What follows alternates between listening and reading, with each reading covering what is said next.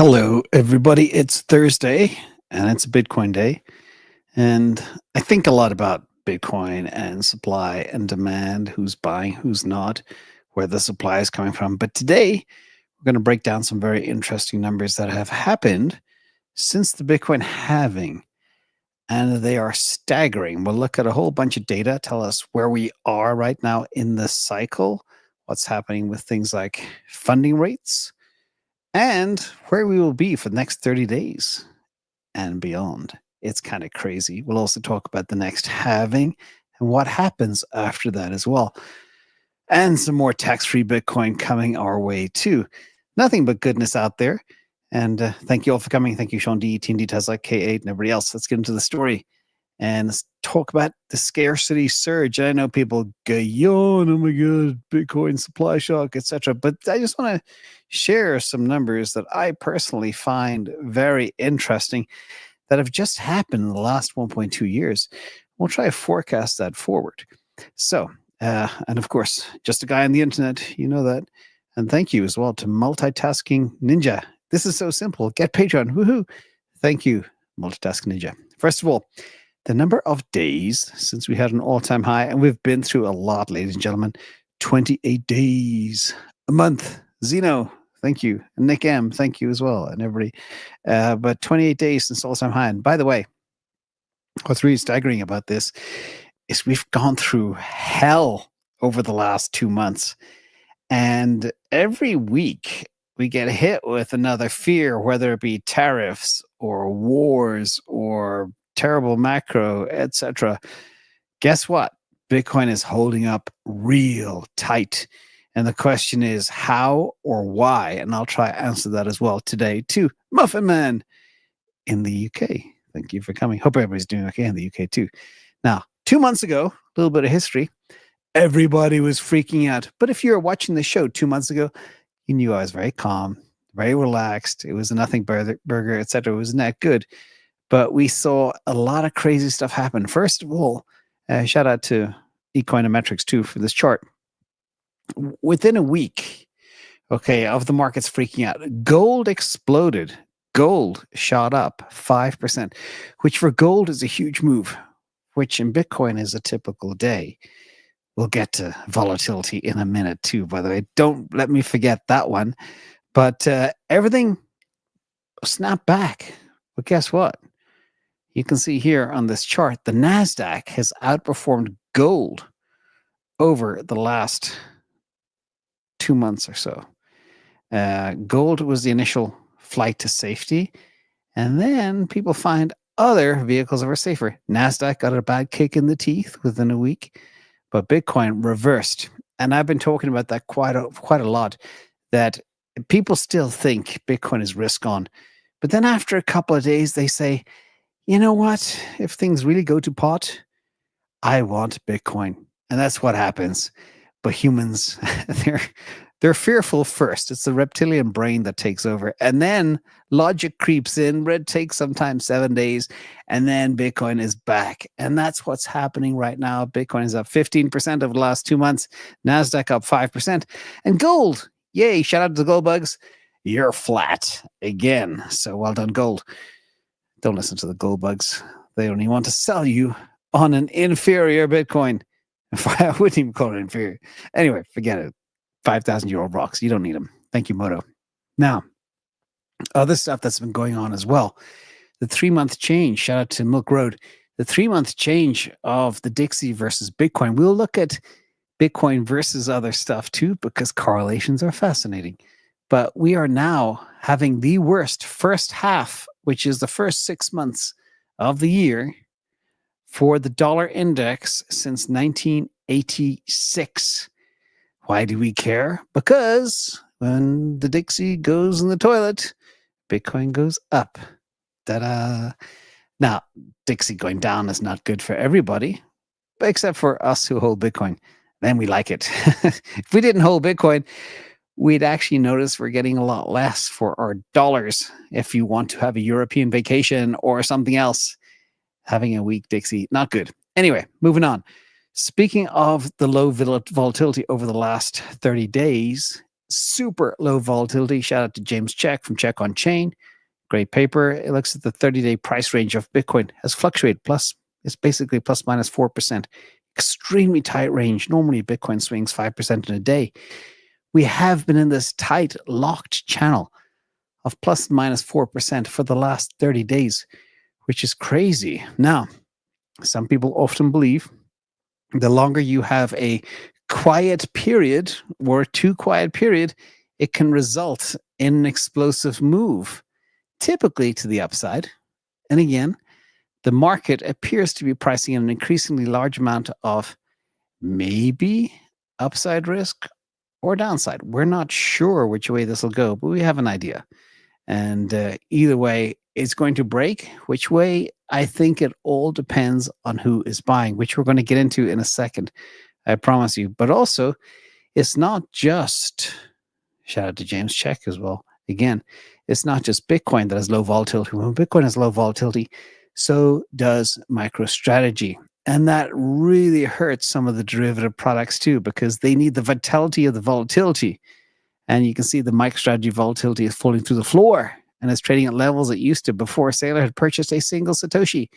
And so, as we know, if Bitcoin is flat, so is strategy.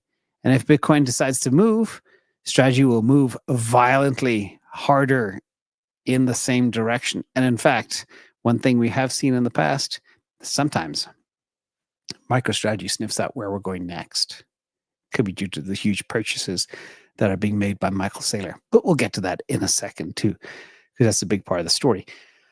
Also, funding rates have cooled off quite a bit as well. And this basically, we know, like you could argue there's been a lot of market maker manipulation. We see these $1,000 wicks down just to wipe out leverage long trader stop losses.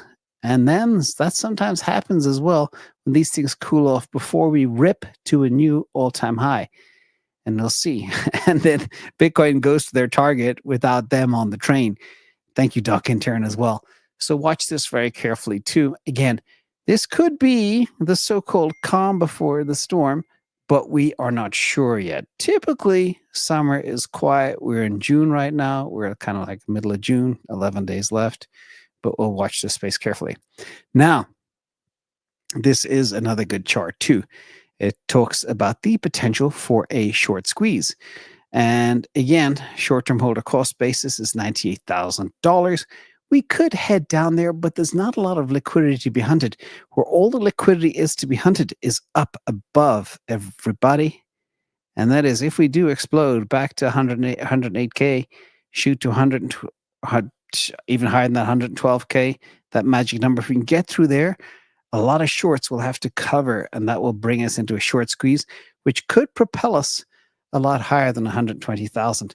Again, we thought that maybe it was going to happen last week, but then we had all the missile rocket scare stuff happen, which has put a lid on the market. So when you have that type of nervousness where people don't know if we're going into the regime of peace or war, money stays on the sidelines. My button wasn't closed. Okay, so that's also scary. So we have that lid on the market right now. Once we could get to that whole peaceful regime, then we kick off. So who's ready for that? Either way, we have to wait, be patient. And just as a reminder, if you've been watching me, you've heard me say treasuries are it. Treasuries are us, and treasuries are driving the train right now. In the old cycles, it's a beautiful chart here. It showed you where the action was coming from. The action was coming from retail. However, because the asset now is $2 trillion in size, retail don't have the gunpowder to move the needle, unfortunately. But guess who does? The institutions. And they have completely, radically changed the whole Bitcoin cycle dynamic. Okay, this week, a very beautiful chart, and it shows you how the structured bid keeps going up and up and up. And this is coming from treasuries and institutions and maybe some sovereign states snacking quietly. And the fact that miners are hodling, etc. It's all happening. And we haven't had that explosive move yet. Will it happen? We're not sure. Excuse me 1 second.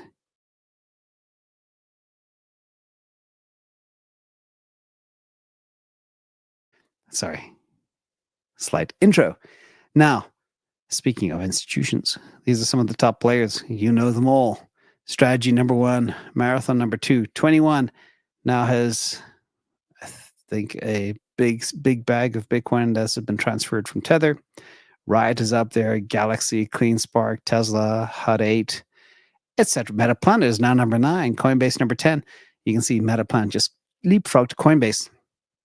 And by the way, that will go down in history as one of the biggest boo-boos ever by Brian Armstrong. Was not. He could have front-run everybody.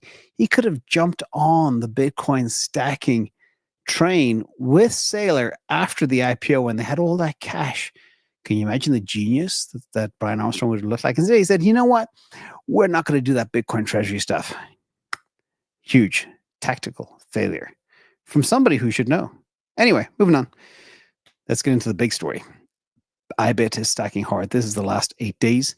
And they've sucked in, what is that, like 12,000 Bitcoin approximately? A big bag, 13,000. Anyway, a lot of Bitcoin in the last 8 days. And remember, only 450 Bitcoin are issued a day. And fun fact, this is another fun fact too. I track every buy, as many people probably do right now. I track the share accretion of the amount of Satoshis per share that you get per every MicroStrategy share. And I've been doing it since 2020. And this is fascinating. Fun fact, just over the last 1.2 years, since the Bitcoin halving, MicroStrategy has bought 2.4 years of Bitcoin issuance. 2.4 years, approximately 378,000 Bitcoin. One player bought nearly 400,000 Bitcoin in the last 1.2 years. But you think that's crazy? Well, these guys, IBIT from Blackrock, purchased the next 4 years of issuance in 1.2 years. That is 660,000 Bitcoin. Why do we care? All right, you got one player, nearly 400,000 Bitcoin. These guys, nearly 600,000 Bitcoin, 450 Bitcoin issued a day. And what I always think about is, what does that mean for price? Supply and demand. That determines everything. Well, first of all, we have the next halving in 2.74 years. It's funny, the number of people watching is nearly like this number here. Interesting. But the next halving is in 1,014 days. Why do we care? Because then the issuance goes from 450 a day to 225 a day. Okay? So when you have players like MicroStrategy buying 378,000 Bitcoin and 660,000 Bitcoin, what does that translate to in a number of years worth? That is the question I ask myself. 2 players, not 1, 2, only 2. And it's insane. So here is some rough back of the napkin math. I'm going to turn off my camera so you can see it. 2 players. 2 players. MicroStrategy, 378,000 Bitcoin. BlackRock, 660,000 Bitcoin. Total, 1,038,000 Bitcoin in just 1.2 years since April 2024. Okay, crazy short amount of time. The current issuance is 450 Bitcoin per day, which these 2 players are sucking in 6.3 years of issuance. 2 players. The problem is we don't have 6.3 years of issuance. We have 1,000 days left, about 2.7 years to go before we go to 225 issued per day. This is the interesting twist. So future issuance 225 per day, which means if we were in the new era, that would be 12.6 years of issuance consumed by 2 players. So basically, these 2 groups have bought the next 9 years of Bitcoin issuance. Insane. 1.004 million. And remember, OTC desks only have 119,000 left. It's gone down about 6,000 since I shared this last week. Crazy. So I hope people get how profound it is. Mr. Mike, appreciate you. That is insane. 2 players. And there's more stacking behind the scenes we don't know about. I think it was the CIO of Bitwise said that for every company you hear about that's stacking treasuries, there are 3 that you don't. words to that effect. So there's a lot more happening out there behind the scenes. And this is before the strategic Bitcoin reserves come for a place like Texas and the United States and Florida and all these other great places as well.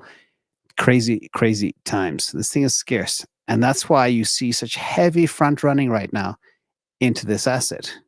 Could it all go to pot tomorrow? Could it go back to 70,000? Yeah, it's possible. Everything's possible. But not with this stacking right now. The stacking is what determines stuff, not TA, not people drawing lines on a chart. It's the actual demand that's driving the price. Match that against the supply, which is dwindling. That is the message here, ladies and gentlemen. So, but there's more to the story. Let's get in.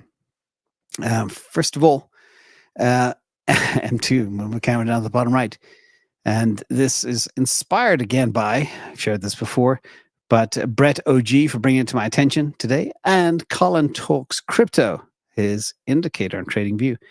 If the M2 correlation continues, we could see a spike to $160,000 Bitcoin. And I know it sounds like a bit of hopium. Please do not take this hopium hit. This is just a chart with global M2 and the correlation. If the correlation has held, if it continues to hold, we could get to 160,000 Bitcoin. But remember, two players just bought basically 9 years worth of issuance, which is bonkers to think about. And also remember too, this is before rate cuts. We've got 7.6 trillion in money market accounts in the US alone. When rates come down, that's going to have to go risk on. Where is it going to go? I don't know. 2 to 5% of it could land in the back pocket of Bitcoin, which could take us a lot higher too. Now, range over the next 30 days. This is interesting. One is very interesting. Again, shout out to Econometrics.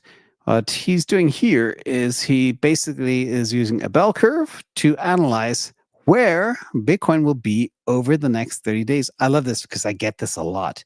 People selling covered calls, etc. Skipping stones. Thank you.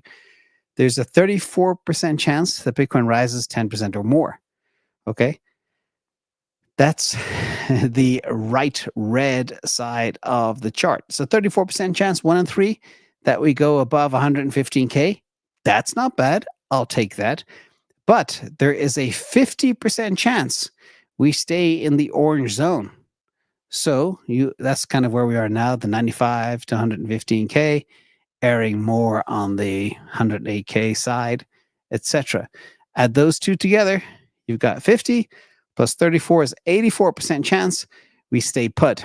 And there's a 16% chance, shout out to the bears out there who want us to go to zero, only a 16% chance that we go down below 95K in the next 30 days. So this is great. Again, a nice implied volatility that we are not going to tank. Instead, pretty good odds that we go higher, at least 115K. Anything above 112K is a new all-time high as well. And we spoke a bit about Blackrock today. Blackrock advised 2% Bitcoin holdings to their model portfolio.